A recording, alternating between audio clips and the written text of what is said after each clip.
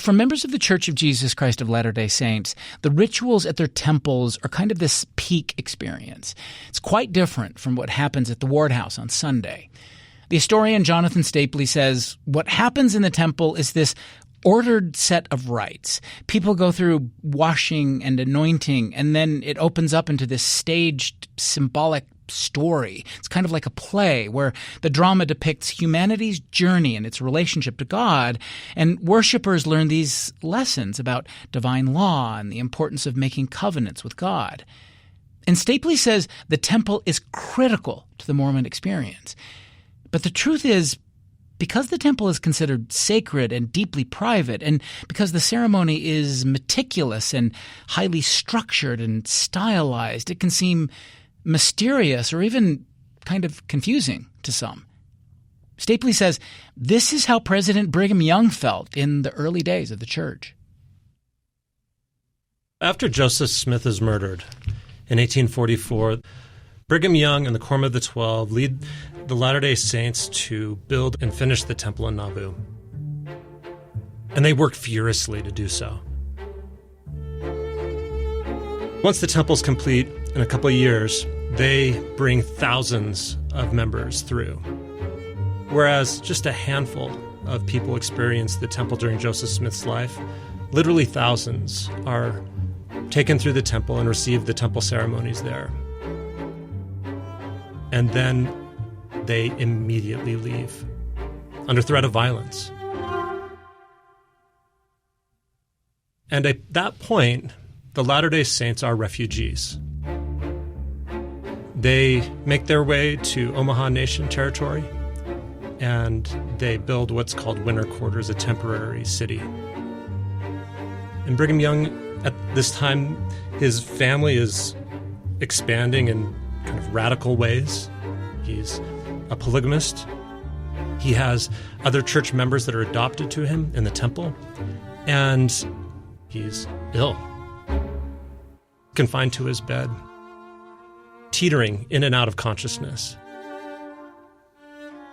And he has what he writes and narrates as a vision.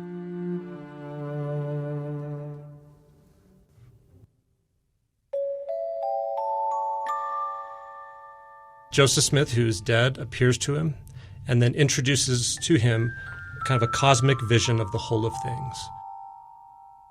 But before he does, Brigham Young confesses. He says, look, I'm not sure I understand what we are doing in the temple. He knows the kind of scriptural basis for the ceremonies, but he confesses that he doesn't fully get it, which is pretty remarkable considering how hard they work to finish it and then bring all the saints through. But the way he describes it is he has a vision and he sees how humanity is supposed to be stitched together in this great network that he calls the priesthood, and that the ceremonies of the temple were a way to connect humanity in that way.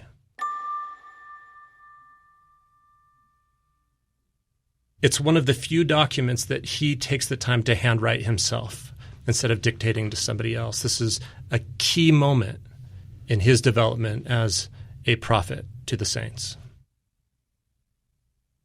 I think it's tremendously important because at that time, we have all these sort of weird relationships that kind of make church members today uncomfortable. Plural marriage. We're sealing families in non-biological ways together in parent-child relationships. And for many people, it's sort of a mystery as to why. And for Brigham Young in that moment, he sees that it's about connecting not just his small community there on the frontiers of America, but it's about connecting the entire human family together. And it's that precise vision that helps us analyze and understand some of the more peculiar things that happen in subsequent decades, whether it's racial restrictions surrounding the temple, whether it's shifts in marriage sealing practice. This idea of a connected network is at the core of what Latter-day Saints are trying to do.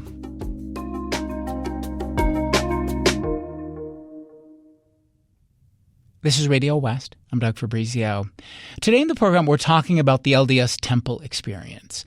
Jonathan Stapley has a new book coming out next month called Holiness to the Lord, where he traces the origins of the temple practice. He explores how church founder Joseph Smith developed it and how it evolved over time. And that idea of change is really important to the story. Stapley also writes about how the temple shaped the faith and gave it a sense of cosmic identity, is how he puts it. He also explores the privacy, or as some might see it, the secrecy in the temple experience. Stapley is an independent scholar, and he's an active Latter-day Saint, so he knows from personal experience that while the temple is foundational to the religion, it's also so private and so highly protected that it can come across as a little disorienting, even for believers. Like most Latter-day Saints, particularly of my age, I was a teenager in the 1990s, we had very little by way of context or interpretation to help us experience and make sense of the temple. And so for me, I largely just trusted that the people around me were having good experiences in the temple, and that over time it would make sense to me. And then I've been a historian, working in researching in Latter-day Saint history for over 2 decades. That labor has really helped to, for me, enrich my own experience because I can supply the context and the why of what I experienced there as a church member. Do you mind saying what you experienced when you first went through the temple for the first time? One of the things you mention in the book is that because there wasn't a lot of talk about what goes on in there, this sense of it being the sacred and deeply private, other people might use the word secrecy, but young Latter-day Saints who go through it for the first experience, for the first time, not really knowing what quite to expect, are kind of disoriented by the experience. Yeah, it can be disorienting. It can give a sense of vertigo because it's difficult to situate yourself when you're doing something that's unfamiliar. So Latter-day Saints experience weekly worship services that are patterned after kind of low church Protestant worship. We have sermons and the Lord's Supper and extemporaneous prayers. But not a lot of really rote ritual going on. Yeah, there's there's very little formalized, scripted ritual, whereas the temple is highly scripted. And if you've never experienced something like that before, it's easy to feel disoriented. Yeah. And for me, and I can contrast my experience perhaps with my mom's. So my mom grew up in Ephraim, Utah. I grew up in Seattle. And so she went to the Manti Temple. As did I. Huh. So I went to the family temple, if you will. Right. My mom, however, her family wasn't entirely practicing, and so she went largely alone. Her mom didn't have a temple recommend, and it was difficult, that transition. For me, I had a number of siblings, extended family that all showed up to the temple. And I think having that sort of extended family support helped buffer the disorientation because it seemed like, okay, I didn't particularly understand what was happening. I didn't really have much preparation, but these people that I trusted were around me. And so I was willing to give the time to let it make sense. I think outsiders hearing this might say, does he mean it can seem weird? For sure. Yeah. Yeah. And I think it's important to recognize that this happens, across religions. So if you are not Catholic and you show up to Mass to visit a friend, to experience the confirmation of your friend's children, it's disorienting. Yeah. You don't know when to stand or sit. Right. You don't know when to call and respond. Yeah. And that's disorienting. Yeah. Even the names we use for things. So we talk about the temple where we go to be endowed or have initiatory ceremonies or sealings, those terms don't have a meaning, a lexical value outside of the tradition. Similar to when if you tell a non-Christian that you have the Eucharist, that is a term that's unfamiliar. Yeah. And so there isn't a lot of support in making those translations within the tradition and particularly outside of the tradition.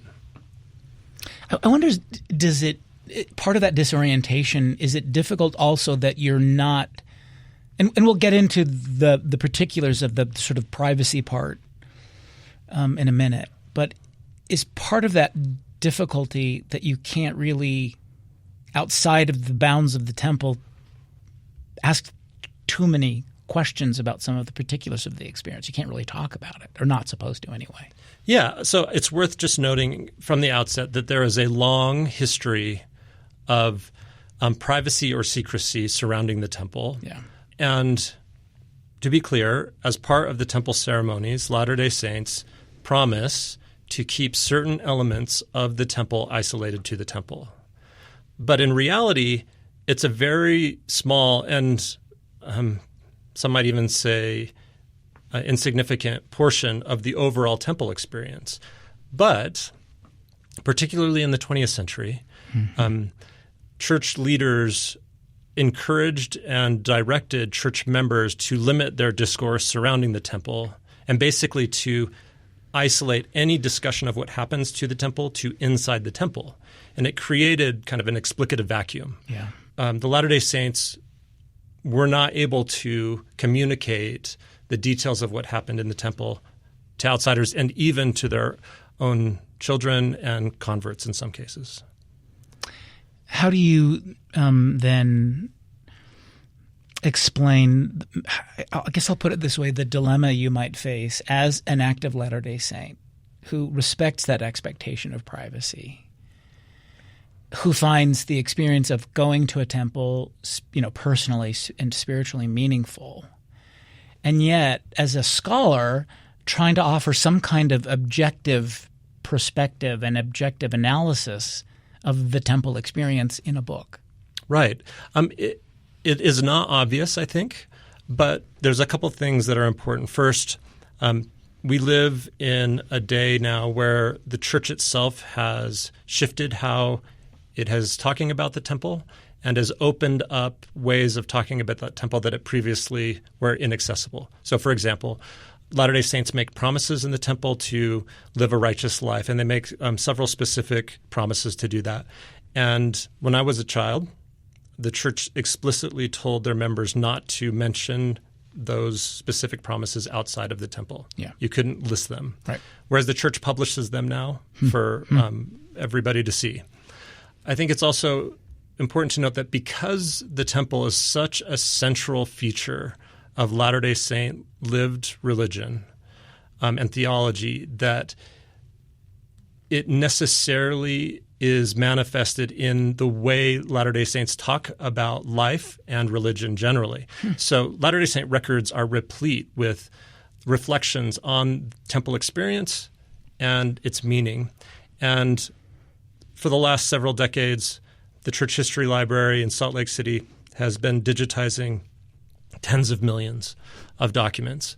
And Latter-day Saints regularly talk about their experiences. Now, they sometimes redact material that they believe is too sensitive, but for the most part, it's not difficult to take this information and synthesize the context and try to represent the experiences and meanings that the temple has offered Latter-day Saints through time. So, yes, we must be sensitive, I think, as scholars, but we can also be faithful to the experiences of Latter-day Saints themselves, including the church leaders who experience the temple, and really offer something that's clear while respectful. Perhaps in my book I'm threading a difficult needle, but I think we can do that successfully. You write this in the book: if you are seeking secret knowledge, then I'm afraid this book will be of little help to you. Let me break that down as a sentence. Like, What do you mean if they're seeking secret knowledge? Because this is one of the things you do mention, that really from the beginning, the beginning of the Mormon experience in the 1840s, as soon as Joseph Smith had established, sort of temple rituals, that people were trying to figure out the secrets. How do you understand that, what people are looking for? There's a kind of expose factor that there's something weird or strange, or like, how do you understand that? Yeah, so I think there's two parts to that question. First, I've heard many Latter-day Saints talk about how they have gone to the temple for decades and are just now beginning to understand its meaning. And that's sort of a mystical experience. And scholars, there's a scholar, Hugh Urban, who has written about secrecy, particularly religious secrecy. And he's urged scholars to basically saying that those sort of mystical experiences are non-communicable. We can't access this meaning to this person. But what we can focus on is the way knowledge is transferred between people and the way institutions govern and sort of negotiate the boundaries of privacy and secrecy. I guess we should, to be fair, though, also, or at least to be transparent, a lot of what people are looking for in terms of what they're hoping you will reveal as the secrets or the secret knowledge is imagery or language that is violent, that is sexist, that is potentially racist, potentially, traumatic or harmful. So those things do come up as well in this conversation. We should just point out. Yeah, there are elements of the liturgy as it has changed over the time, over the decades, that people have found problematic. And it's worth noting that perhaps expose is a feature of modern society. People distrust institutions, and we want everything to be 100% transparent. And if we can't see something, then we're incredulous. It can't be good. Yeah, it can't. This is how you put it in the book. You said scholars, media, and other observers often have to choose between silence and expose. Yeah, that has been the choice for decades, for centuries, really. And it's worth noting that the people that are providing exposés have often had experiences that are real, but also flavor and bias their experience, just as the religious, faithful Latter-day Saints have experiences that flavor and bias their narration of the temple. You write in the book that the first attempts to reveal the privacy, the secrecy, whatever, those first attempts were published during Joseph Smith's life in the 1840s. So this has always been the case, I guess. Yeah, there has been a steady procession of pamphlets, books, and then with the advent of different technologies, audio and video technology that allow access of aspects of the temple to the gaze of the public. But oftentimes these exposés are distortions and are perceived as almost violent by church members. They are blasphemous, and any sort of religious exposé, whether it's about Catholics in early American history or Mormons in the 20th and 21st centuries, they're authored with intent, typically. It's rarely journalistic in nature. And particularly when those expose accounts are amplified in popular media or entertainment, it is wildly disconcerting to church members who cherish these elements of their religion as holy and sacred. Jonathan Stapley. His new book is called Holiness to the Lord, Latter-day Saint Temple Worship. It comes out next month. We'll take a break, come back in a moment. You're listening to Radio West.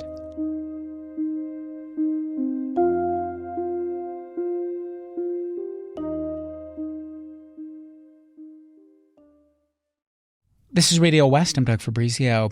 Today in the program, we're talking with the historian Jonathan Stapley about his forthcoming book on the Mormon temple practice. Stapley says temples give Latter-day Saints a cosmic identity. It's a place where they order their bodies, their communities, their universe.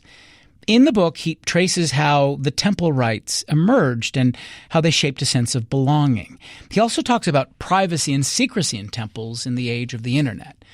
His book is called Holiness to the Lord. Let's get to the idea you're getting at in the book. One of the things you mention is that you're concerned about the work the temple has done in the lives and minds of its patrons and the relationships that it has created. What do you mean by that? What are you getting at there? Well, so the temple ceremonies and the cosmology that it manifests and reifies in the lives of Latter-day Saints orders the Latter-day Saint experience in their families and in relation to those outside of our faith. It regulates Latter-day Saint foodways. It regulates how what do you mean by that? What we eat and drink. The temple regulates what you eat and drink. Yeah. So my grandma drank coffee most of her life and didn't have a temple recommend because of that. But they order their lives based on their ability to stay worthy enough to get into the temple, basically. Absolutely. Yeah. Latter-day Saints, after they go to the temple, they wear religious underclothing that affects the choices they make about the clothes they wear. It affects who they date and who they marry. I mean, these are the biggest choices a human can make in their life. Is this what you mean when you say that it's a space where Latter-day Saints create a cosmic identity? Is that what you mean by Absolutely. that? Yeah. Well, and I mean, so cosmology is a difficult word for some people because in the modern era, we think of astrophysics. Right. But scholars, you're just thinking of the order of things. Yeah. Scholars often focus on religious cosmology and the stories we tell about where humanity fits in the universe and its humanity's relationship to God. And the temple for Latter-day Saints is a place where those ideas are made concrete. When does Joseph Smith – I'll put it this way. I think people hearing this question are going to think I'm implying that Joseph Smith has just sort of invented it, and some think he did, some think he didn't. But when did Joseph Smith get this idea for a temple ritual? So I think it's quite clear that there is no single moment where the temple ceremonies as Latter-day Saints experience it today came fully emerged to Joseph Smith. What we see is that from the beginning, elements of the temple liturgy were revealed by Joseph Smith to the Latter-day Saints. So before the church is even a year old, Joseph Smith dictates a revelation where God gives an expectation that all the church members in New York are to move to Ohio. And he says, there you will be endowed with power from on high. And with time and over successive iterations of Joseph Smith's revelation, we begin a process of ritualization where Joseph Smith reveals ceremonies that are expanded and systematized that then give Latter-day Saints an experience of an endowment in the temple. What would those early ceremonies have been like? One of the points you make clear in the book, and we'll talk about this, is that the ceremony evolved. The ritual, the liturgy evolved. So in those very earliest days, let's talk about what it was like. One of the things that I keyed in on is that participants would wash themselves in clean water, and then they would apply this like scented alcohol. That was one of the things. You also mentioned how one of the things that they would do is they would, and this sort of evokes Jesus from the New Testament, they would wash each other's feet. Yeah. It was part of the process. So what was it like? It seemed it didn't have the sort of structure, obviously, of the ceremony or ritual today. It seemed like this kind of communal thing was going on then in the early days. Is that right? So in the first year, Joseph Smith introduces some of these ideas. Hey, we're going to be endowed with power from on high. We need to be declared clean from the blood and sins of this generation. And then within a few years, he receives revelations that, look, we need to do this in the house of the Lord. And so they construct a temple in Kirtland, but it's not a temple like Latter-day Saints have today and that we're familiar with. It's not a place that is private. They hold regular meetings and meals and wedding ceremonies in there. And what Joseph Smith introduces at that time is, as you say, a suite of ceremonies where they are self-consciously repeating the consecration rituals of the Hebrew Bible.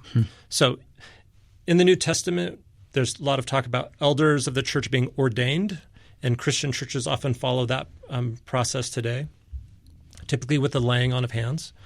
In the Hebrew Bible, the priests at the temple were created by consecration. They were washed. They were anointed. They were dressed in priestly clothing that was specific to their stations at the temple. They sacrificed. And in Kirtland, Joseph Smith introduces this consecration ceremony where the priesthood officers in the church, they washed themselves, they anointed each other, they washed each other's feet. And they begin to, again, self-consciously materialize some of these ideas. We should also mention that early it was limited to not all saints and always men, at least initially. Is that right? Yeah, so it was limited to priesthood officers in the church. And today, virtually every Latter-day Saint male over the age of 12 is ordained to a priesthood office. That was not the case in these early years. Priesthood office, deacon, teacher, priest, elder, 70 apostle, those were all inhabited by adult men. And so it was a fraction of the religious population. And there is some retrospective accounts where women were, quote, downright huffy, that they didn't get to experience it. And, understandably so. Yeah. It's in Nauvoo where this is expanded to both men and women and it becomes an expectation for basically all practicing Latter-day Saints. That's when I suppose the sort of liturgy, the temple ceremony that people are familiar with, although it's changed. Now, that's when that sort of comes about, is in Nauvoo. Let me ask you before we get to Nauvoo, though. Does Joseph Smith say he has in mind an evolution of this process? Does he say, first we're going to start with some washing and anointing, and we're going to do some washing of the feet, and that's it. This is this, or let's try this, and I'm going to keep working this thing out. We're going to eventually. Does he ever say that? No, I mean every scholar wishes there was such a thing, right? Yeah. Where people self-consciously reflect on what they're doing, but instead, what we have, particularly in Kirtland, we have just this rich body of accounts where people kept diaries. We have minutes, and we have dozens of people's experiences narrating how they participated in the ceremonies and what happened after. And then we have to go back and try to reconstruct what they mean, because they're not doing that heavy lifting for us. Yeah. When does all of this start to become private? I'll put it secret. You say the revelations that start to change in Nauvoo. This is where they're nested. This is how you put it in the book. We're nested within new constraints about privacy and secrecy. So let's talk about the evolution of this kind of privacy and secrecy. And we have to talk about what happens in March of 1842, because this seems like an important moment. Joseph Smith, you write about, is talking to the women of the Relief Society. And he says that he's going to deliver to them the keys of the kingdom. Would you take us through this experience? Because a few days later he offers this sermon that involves keys and signs that are now going to be part of this temple experience. So would you talk about this moment in time? Yeah. So I think that it's important to note that in Nauvoo, the saints have just recovered from the Missouri Mormon War, where they were violently expelled. Some saints were murdered, raped, and there is a significant trauma from that experience. That's important context for all of this. That's an important context. And Joseph Smith is introducing the practice of polygamy or plural marriage. And he's keeping it on the down low. And so those two elements are at play. And there is a new sense of sacred, of holy. And there are traditions in the Hebrew Bible and early Christianity where there is a sense that we need to protect what's holy and not disclose it broadly. So with that, Joseph Smith in 1842 is initiated into Freemasonry. And I think there's a caricature of Freemasons that they're masters of international affairs and controlling world dynamics. And it's like Dan Brown stuff. Yeah. And I mean, they are a fraternity and they do their thing. Right. And Joseph Smith wants to be part of it because it's a social fraternity. And he clearly experiences something that sparks his religious imagination. So in Freemasonry, when you are initiated, you experience what's called a dramatic liturgy. Yeah. Members participate in the retelling of a story about a character named Hiram Abiff, who is a conglomeration of several biblical narrative characters, who is overseeing the construction of the Solomon's Temple. He's murdered. It's sort of a tragic tale. He is murdered because he won't tell the key secrets of Masonry.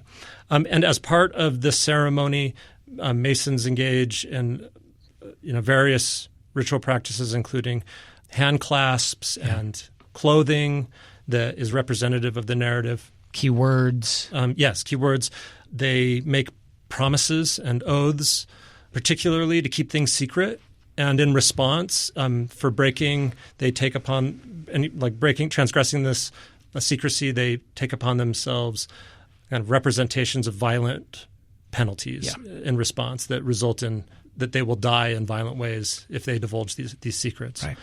Joseph Smith, after experiencing Freemasonry in early 1842, he's been saying that for a while he's been saying for over a decade that the saints need to be endowed with power from on high.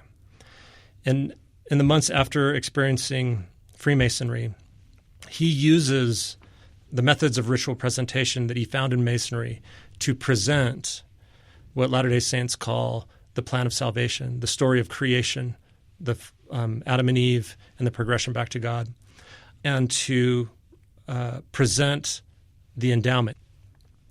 In doing so, he retains some of the fixtures of Freemasonry. So there are elements of teaching, the hand clasps. There is still the oaths of secrecy and the penalties that are retained.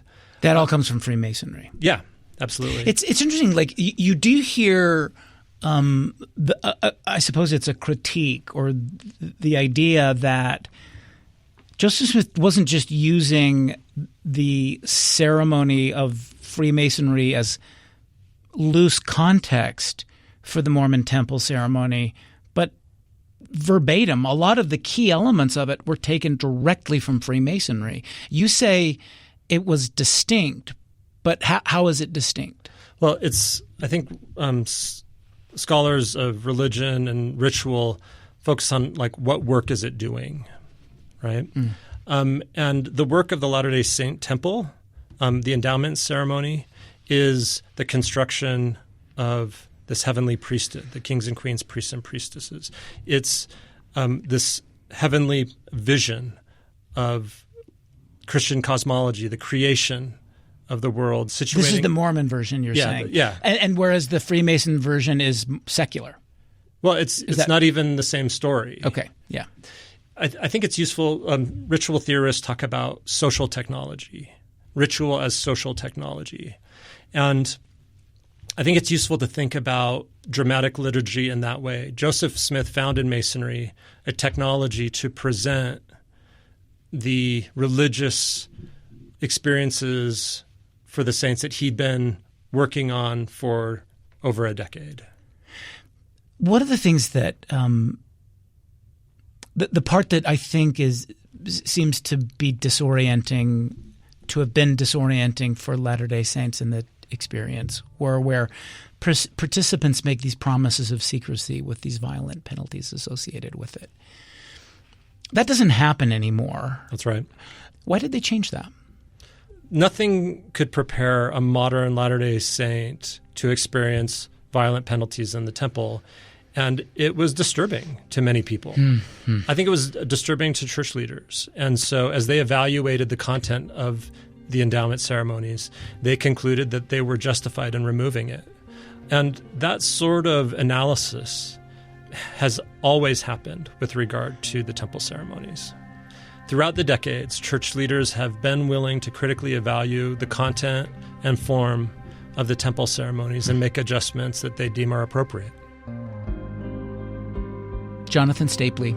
His book is called Holiness to the Lord, Latter-day Saint Temple Worship. We'll take another break and come back in a moment. You're listening to Radio West.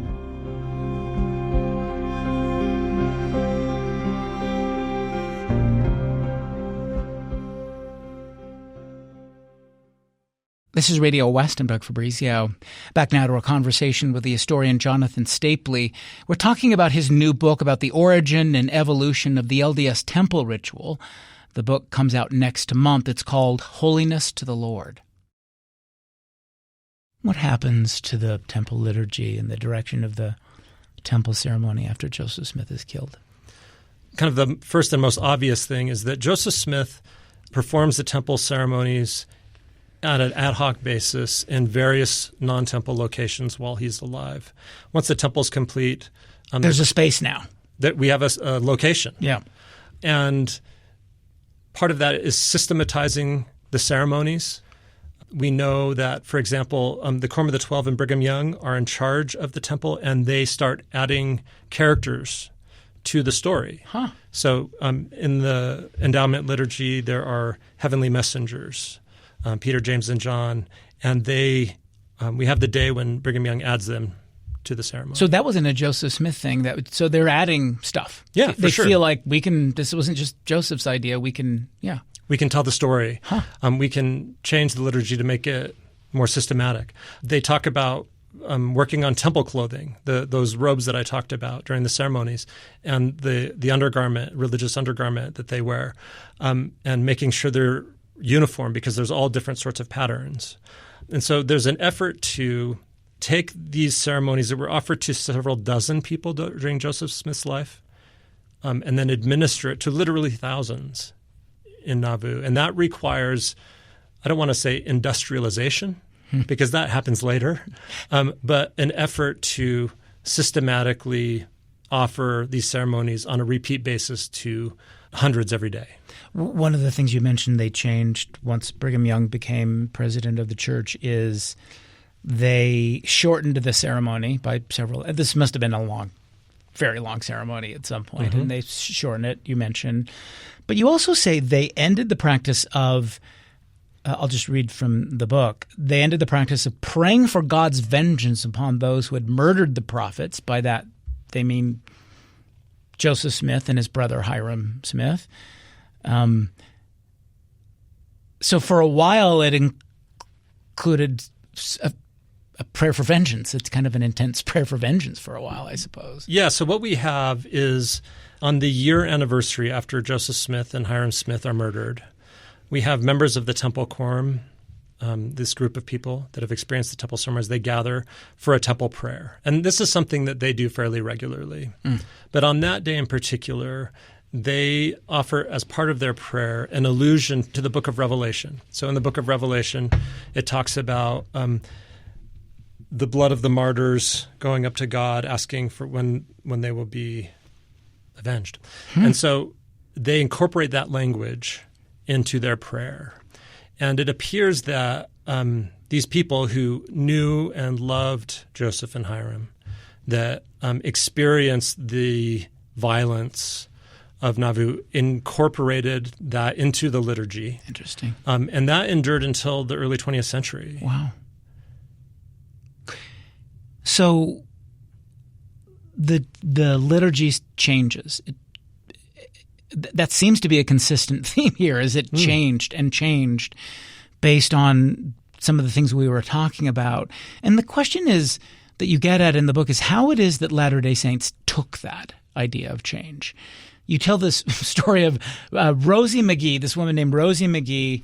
I guess, if I understand the story right, she stands up in her LDS ward. She's in California, somewhere in California, and she decries the fact that they've changed the liturgy. She even goes out and prints pamphlets or something. But tell us about her and what this says about the way some members deal with the idea of this sort of evolution of the temple ceremony. Yeah, she publishes a pamphlet that says Heber J. Grant, who's the president of the church, right, drove a knife in the back of Mormonism with the changes to the temple and the garment.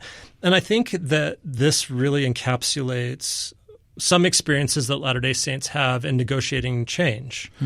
And there are some scholars, Scholar Steve Taysom, who's talked about this really well, that Christian religions that stay relevant, that stay historically persistent, which is a fancy way of saying they stick around, do so by changing, but also simultaneously giving a sense that things don't change. Because God is unchanging, and you want to connect to this sort of timelessness of religion. But we all know that church is different than it was for our grandparents and then their grandparents, right? So this case, I think, is extremely relevant because one of the things that was so shocking to this woman was the fact that they shortened the garments. So garments are the religious underwear that Latter-day Saints wear. And throughout the 19th century, they went to your ankle and to your wrists. So they were kind of like long underwear. Sure. And in the early 1920s, they shortened them to the knee and elbow. And for some people, that was great. There was no problem. Because it's July and I've got work in the field and this thing's hot. That's right. Yeah. This is hot. But some people, like Sister McGee, that change struck at the heart of something that she wasn't willing to budge on. And so it was a faith crisis for her. And I think we see some of that today. So in the last year, the church announced that garments were going to go somewhat sleeveless in some cases. And this was deeply meaningful for Latter-day Saint women. Yeah. It's like all over. Go to social media and all the over conversation is incredible. And for some women, this was a huge relief. It was a wonderful change. But there are also women who had negotiated church standards of quote-unquote modesty and had made sacrifices and changed their behavior and consequently questioned with this change whether or not their own sacrifices were then necessary or valid. And so anytime religions do change, whether it's going to non-Latin Mass among the Roman Catholics or changing the length of the sleeve of your religious underwear, there are church members who find change exultant and wonderful, and church members who find it disorienting. You write that the church is still, in some ways, kind of figuring out how to talk about all of this with the public. That it used to be a time when they were deeply protective of the sort of the privacy elements. There was a sense of secrecy to it. Now, as you said, they're publishing certain elements of it. It's more accessible in some ways.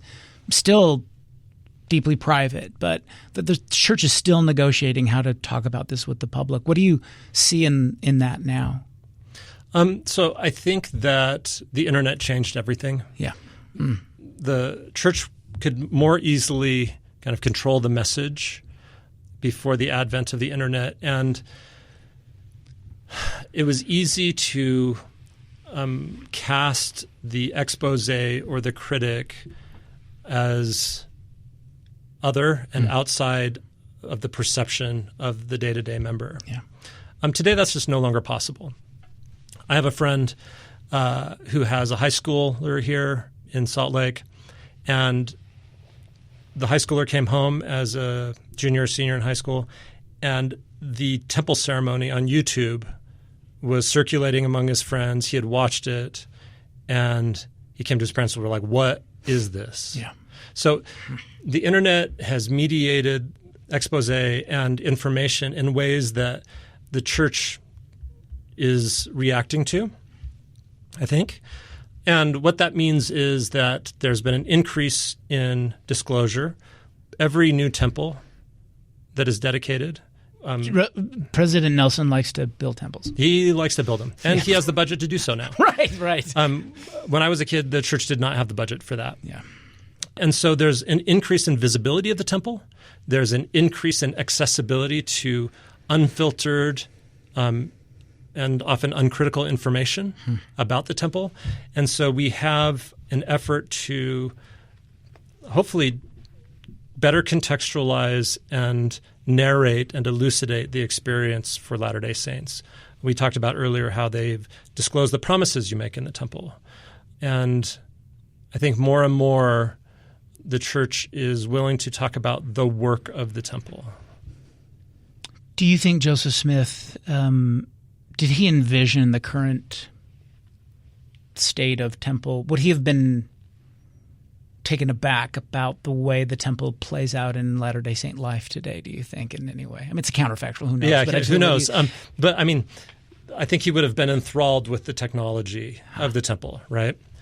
I think that he is quoted as saying that temples would be ubiquitous.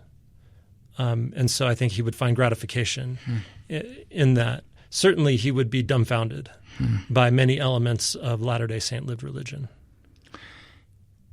Let me ask you finally, one of the things we talked about early on was just how the Mormon experience in the temple gave Latter-day Saints a cosmic identity. It ordered everything about the way they negotiate the world in some ways. But I wonder, the idea of having a temple, I recommend, is different from going to the temple. So do mainstream Latter-day Saints, and let me just apply this to a younger generation, millennials and younger, do they experience the temple? Do they go to the temple, as far as you know, in the same numbers as older generations? Is that changing, do you think? I would love to have the data on that. But my impulse as a historian is to go to what I do know. So what I know is that we often think in terms of linear narratives. But at the beginning of the 20th century, the average ward attendance in sacrament meeting on the Wasatch Front was about 15%. Less than 40% of all marriages in the stakes of Zion, if you will, in the Intermountain West. In the Intermountain West were temple marriages. And what we see is that throughout the 20th century, there is a steady increase in practicing among church members. They increase in their attendance. They increase in their temple attendance. And I think there were some sociologists who extrapolated from that and thought maybe, those linear trends would continue indefinitely, and they didn't. I suspect that rates of adherence, intergenerational adherence, and rates of temple recommend holding are probably down from when I was a teenager in the 1990s. But I also suspect that will never be static, that the new challenges that face the church are always an opportunity for change and growth. And I suspect that church members will find new ways to make meaning in the temple. It's clear that church leaders today are doubling down on church practice. With regard to the temple, they're building hundreds of temples throughout the world. And consequently, it's more so than when I was a kid, becoming the way of being a Latter-day Saint. Jonathan Stapley, thank you very much. Thank you.